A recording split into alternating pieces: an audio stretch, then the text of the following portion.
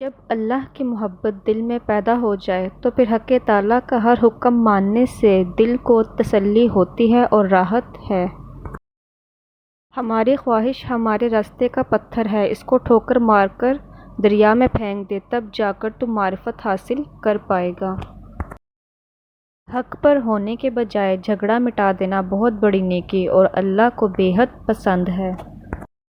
جو بندہ چاہتا ہے کہ جنت کی لذت پائے تو اس کو چاہیے کسی ایسے بندے کی صحبت میں رہے جو اللہ کا ولی ہو، جس کی تہجد کی نماز کبھی قضا نہ ہوئی ہو۔ نیک خصلت وہی ہے جو کسی کی مصیبت میں کام آئے۔ جو ادب سے محروم رہتا ہے وہ تمام بھلائیوں سے محروم رہتا ہے۔